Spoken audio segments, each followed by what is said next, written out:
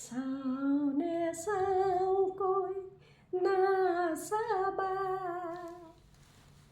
সঁচাকৈয়ে ইমান সুন্দৰ গান। এই গানটোৰ আলম লৈয়ে মই আজি এটা কাহিনী ক'ম। নিশ্চয় আপোনালোকে শুনি ভাল পাব। স্বাতী আৰু দেৱকুমাৰ, তেওঁলোক দুজন হ'ল হাজবেণ্ড ৱাইফ। দেৱকুমাৰৰ বয়স প্ৰায় 30-31 বছৰমান হ'ব আৰু স্বাতী সৰু ছোৱালী আৰু দেখিবলৈ কিন্তু অত্যন্ত ধুনীয়া। স্বাতী মানে চালে চকুৰোৱা এনেকুৱা এজনী ধুনীয়া ছোৱালী হ'ল স্বাতী। আৰু দেৱকুমাৰে চাকৰি কৰে এখন ফৰেষ্টত। তেওঁ এজন ফৰেষ্ট অফিচাৰ আৰু ফৰেষ্টখনৰ নাম হ'ল ৰাজগড় ফৰেষ্ট অফিচাৰ হ'ল দেৱকুমাৰ আৰু তেওঁৰে পৰিবাৰ হ'ল স্বাতী। আৰু তেওঁলোক থাকে সেই ফৰেষ্টখনৰে ফৰেষ্ট কোৱাৰ্টাৰত। আৰু সেই কোৱাৰ্টাৰত তেওঁলোকৰ দেৱকুমাৰহঁতৰ কাষৰ কোৱাৰ্টাৰটোতেই আৰু এহাল দম্পতী থাকে। তেওঁলোক হ'ল হেমেন আৰু বিথিকা। তেওঁলোক অকণমান বয়সত দেৱকুমাৰতকৈ ডাঙৰ হ'ব। গতিকে তেওঁলোক যিহেতু একদম ওচৰা ওচৰি দুইটা কোৱাৰ্টাৰ, গতিকে তেওঁলোকৰ ইঘৰৰ সিঘৰৰ লগত খুব এটা ভাল আহযাহ আছে। এনেধৰণে তেওঁলোকে মানে দেৱকুমাৰ যিহেতু ফৰেষ্ট অফিচাৰ, গতিকে অফিচৰ কামত তেওঁ বেছিভাগ সময় স্বাতীক দিব নোৱাৰে। তেওঁ অফিচৰ কামত ঘূৰি ফুৰিবলগীয়া হয়। গতিকে স্বাতীয়ে কেতিয়াবা খুব অকলশৰীয়া অনুভৱ কৰে আৰু সেই অকলশৰীয়া অনুভৱত স্বাতীৰ একমাত্ৰ লগৰী আছিলে কিছুমান কিতাপ। স্বাতীয়ে কিতাপ পঢ়ি খুব ভাল পাইছিলে আৰু সেই সময়ত আচলতে কৃষাণুৰ বুলি এজন খুব ডাঙৰ বিখ্যাত লেখক আছিলে। তেওঁ মানে উপন্যাস, গল্প, প্ৰবন্ধ খুব ধুনীয়া লিখিছিলে। সেইকাৰণে তেওঁ খুব ফেমাছ। যেনেকৈ খুব বিখ্যাত মানুহবিলাকক ওচৰত পাবলৈ সকলোৱে যেনেকৈ মানে উদগ্ৰীৱ হৈ থাকে, তেনেকুৱা মানে তেওঁক মানে সকলোৱে মানে এবাৰ যেন ওচৰৰ পৰা দেখা পাওঁ এনেকুৱা এটা ভাৱ মানে সকলোৰে আছিলে কৃষাণুৰ ওপৰত। তাৰপিছত সেই কৃষাণু আকৌ বিথিকা আৰু হেমেনৰ সম্বন্ধীয় ভায়েক আছিলে। হেমেনৰ মানে সম্বন্ধীয় ভায়েক আছিলে। তাৰপিছতে আৰু যিহেতু অকলে থাকিলে দিনত বিথিকাৰ ওচৰলৈ স্বাতী অহা যোৱা কৰিছিলে, সময়বিলাক পাৰ কৰিছিলে তেনেকৈয়ে। তাৰপিছতে এদিন মানে তেনেকৈ স্বাতী গৈ পেলাই বিথিকাৰ ঘৰত থাকোঁতে সেই সম্বন্ধীয় ভায়েক যিজন ৰাইটাৰ কৃষাণু, তেওঁ তাতেই মানে চিনাকি হ'ল তেওঁলোকৰ ঘৰতে স্বাতীৰ। আৰু যিহেতু কৃষাণু খুব কম বয়সীয়া লিখক আছিলে, গতিকে আৰু স্বাতী দেখিবলৈ অত্যন্ত ধুনীয়া। গতিকে কৃষাণুৱে মানে সহজেই মানে স্বাতীৰ প্ৰেমত পৰিলে আৰু লাহে লাহে তেওঁ মানে স্বাতীৰ লগত খুব কথা পতা আৰম্ভ কৰিলে। স্বাতীয়েও, তেওঁ যিহেতু প্ৰিয় লিখকজন, গতিকে স্বাতীয়েও মানে দেৱকুমাৰ নথকাৰ সময়খিনি সেই কৃষাণুৰ লগত কথা পাতি কিতাপৰ ওপৰত আলোচনা কৰি সময়বিলাক পাৰ কৰিছিলে। আৰু মাজে মাজে কি কৰিছিলে, স্বাতীয়ে কৃষাণুক লগত লৈ সেই ফৰেষ্টখনত দেখুৱাবলৈ বুলি মাজে মাজে দুইজন ফৰেষ্টৰ ভিতৰলৈ গুচি গৈছিলে, কথা পাতি পাতি আলোচনা কৰি কৰি। আৰু এনেকৈ যাওঁতে যাওঁতে দুইজনৰ মাজত খুব এটা আত্মিক সম্পৰ্ক হ'ল। আৰু সম্পৰ্কটো এনেকুৱাই হ'লগৈ, শেষত গৈ মানে স্বাতী সেই কৃষাণুৰ সন্তানৰ মাতৃ হ'বলৈ আগবাঢ়িলে। সেই কথাটো কিন্তু দেৱকুমাৰে একেবাৰেই গম পোৱা নাছিলে। তাৰপিছত এদিন স্বাতীয়ে কৃষাণুক ক'লে যে মই তোমাৰ সন্তানৰ মাতৃ হ'বলৈ আগবাঢ়িছোঁ। তেতিয়া কৃষাণু আচলতে খুব টেঙৰ আছিলে। গতিকে কৃষাণুৱে সেই কথাটো কেনেকৈ পাৰে স্বাতীৰ পৰা এভইড কৰিবলৈ বিচাৰিছিলে, আঁতৰি থাকিবলৈ বিচাৰিছিলে। কিন্তু স্বাতীয়ে খুব ধৰাৰ পিছত কৃষাণুৱে এটা বুদ্ধি উলিয়ালে আৰু ক'লে যে মই এটা কাম কৰিম, তোমাক মই এনেকেই ভাল পাওঁ বা এই সন্তানটো মোৰ যে, মই এতিয়া তোমাক নকওঁ, মই এখন কিতাপ লিখিম তোমাৰ ওপৰত, স্বাতীৰ ওপৰত এখন কিতাপ লিখিম বুলি ক'লে যে তোমাৰ ওপৰত মই এখন কিতাপ লিখিম আৰু সেই কিতাপখনত মই গোটেই কথাখিনি লিখি দিম যে তোমাৰ গৰ্ভত থকা সন্তানটোৰ পিতৃ মই, আৰু তেনেকৈ মই পৰিচয় দিম দেৱকুমাৰ বা তেওঁৰ সম্বন্ধীয় ককায়েক হেমেন আৰু বিথিকাক বা আৰু জনসাধাৰণক। তেনেকৈ ক'লে। ছোৱালীয়েও ভাবিলে হয় ইমান সুন্দৰ লিখক, যিহেতু ডাঙৰ লিখক, গতিকে তেওঁ ধুনীয়াকৈ মোৰ ওপৰত এখন নভেল লিখিব।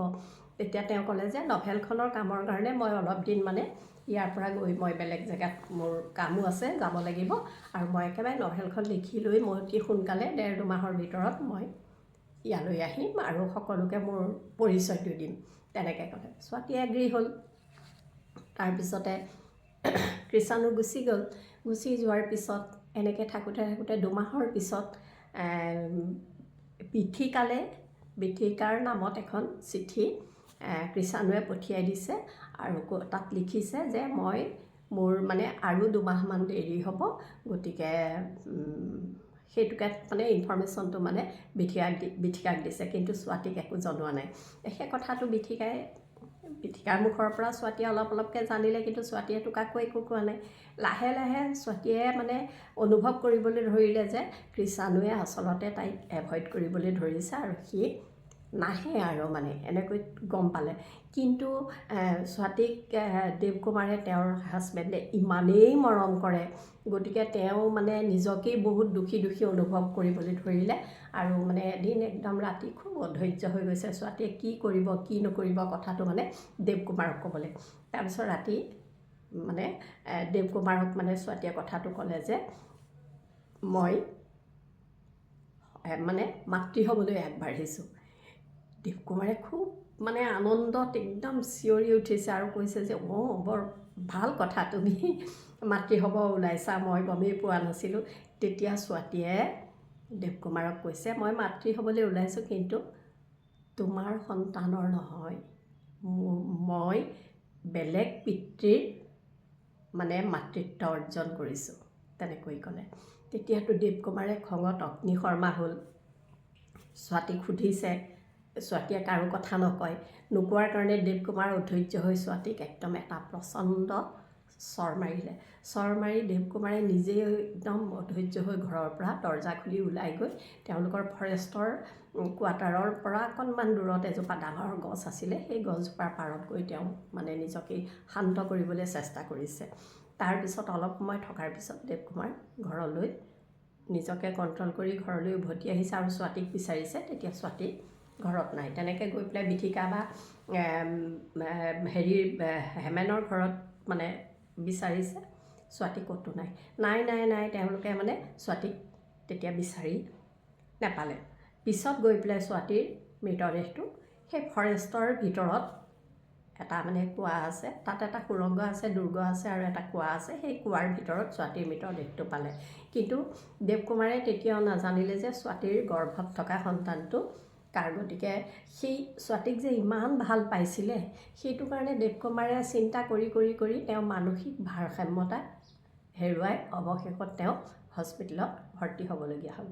আৰু ইফালে ছোৱালীৰ মাক জীয়েকৰ মানে যিহেতু এটাই সন্তান আছিলে ছোৱালী তেওঁলোকৰ, গতিকে মাকেও সেই দুখতেই মৃত্যুবৰণ কৰিলে, দুখ সহিব নোৱাৰি। তাৰপিছত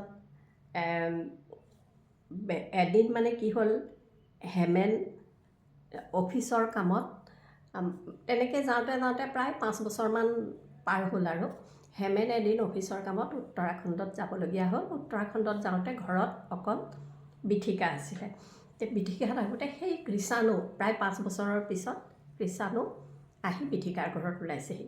বিথিকাই তেতিয়াও নাজানে যে ছোৱালীৰ সেই মানে গণ্ডগোলখিনি যে কৃষাণুৱেই লগাইছিলে বুলি।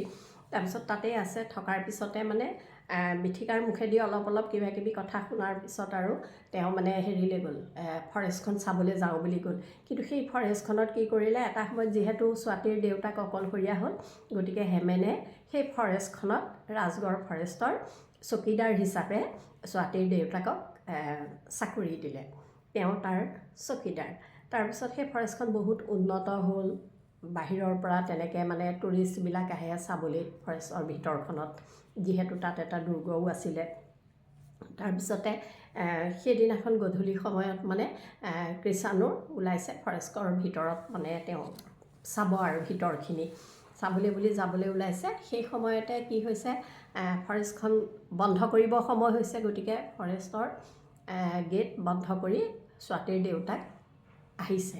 আহোঁতে তেতিয়া কৃষাণুৱে গৈ পেলাই কৈছে যে মই দেৱকুমাৰৰ ভায়েক হয়, গতিকে মই আগতেও এই ফৰেষ্টখনলৈ আহিছোঁ, তেওঁলোকৰ ঘৰত মই মাজে মাজে আহি থাকোঁ, গতিকে মোক আপুনি সোমাবলৈ দিয়ক, মই ভিতৰত যিহেতু তাত মই আগতে যিহেতু গৈছোঁ সেই জেগাখিনি মোৰ এতিয়া চাবলৈ মন গৈছে, মই এবাৰ চাবলৈ যাওঁ।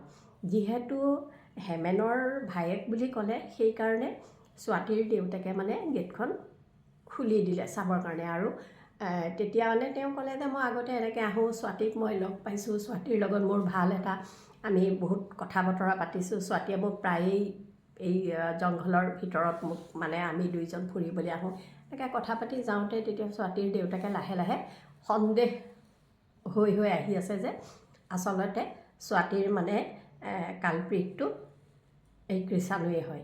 সেইকাৰণে তেওঁ মানে ভিতৰলৈ যিহেতু দুৰ্গৰ ওচৰলৈ গৈ আছে, গতিকে দেউতাকো মানে ফৰেষ্টখন বন্ধ যদিও গেটৰ তলাটো খুলি তেওঁ পিছে পিছে গৈ আছে আৰু কথাখিনি শুনি গৈ আছে।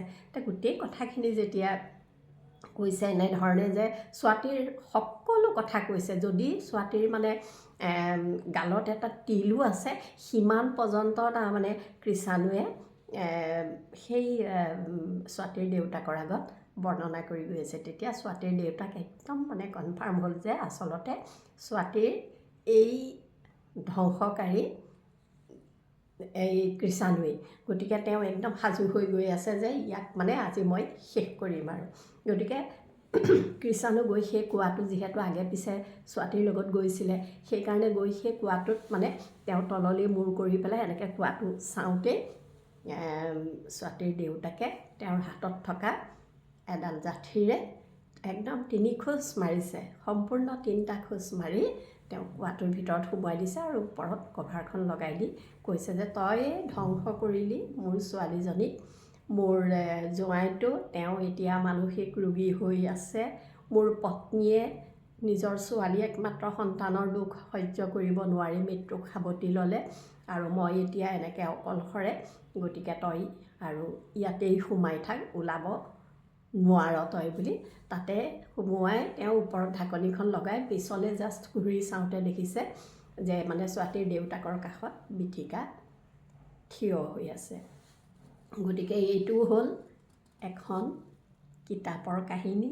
সেই কিতাপখন ৰচনা কৰিছে আমাৰ সকলোৰে শ্ৰদ্ধাৰ আৰু একদম বিখ্যাত ৰঞ্জু হাজৰিকা। ৰঞ্জু হাজৰিকাদেৱৰ কিতাপ বুলি কোৱাৰ লগে লগে আমি সেই সৰু কালৰ পৰাই মানে খুব মানে অগ্ৰাধিকাৰ দিওঁ, মানে পঢ়িবলৈ খুব আগ্ৰহী হওঁ। গতিকে এই কিতাপখনৰ নাম হ'ল কাল গহ্বৰ আৰু লিখক ৰঞ্জু হাজৰিকা। বহুত ডাঙৰ কিতাপ নহয়, অলপ সৰু কিতাপ, আপোনালোকে অতি সোনকালে পঢ়ি শেষ কৰিব পাৰিব, গতিকে পঢ়িব। আৰু মই পঢ়ি পেলাই মই যিখিনিয়ে মনত ৰাখি আপোনালোকৰ আগত থুলমূল এটা আভাস দিবলৈ চেষ্টা কৰিলোঁ, আৰু ইয়াৰ মাজত যদি কিবা কওঁতে ভুল ভ্ৰান্তি হৈছে ক্ষমা কৰিব। খুব এখন সুন্দৰ কিতাপ, পঢ়ি ভাল লগা এখন কিতাপ, সেইকাৰণে মই আজি ভাবিলোঁ যে মই পঢ়িলোঁ যিহেতু থুলমূল আভাস এটা দিম, আপোনালোকে পঢ়িব পাৰিব। আৰু কিতাপ পঢ়াটো এনেও ভাল, সেইকাৰণে এটা অকণমান আভাস দি পেলাই আপোনালোকক অকণমান আগ্ৰহী কৰি তুলিছোঁ। গতিকে আজি মোৰ এই কিতাপৰ কাহিনী ভাগিমানতে শেষ হ'ল। ধন্যবাদ।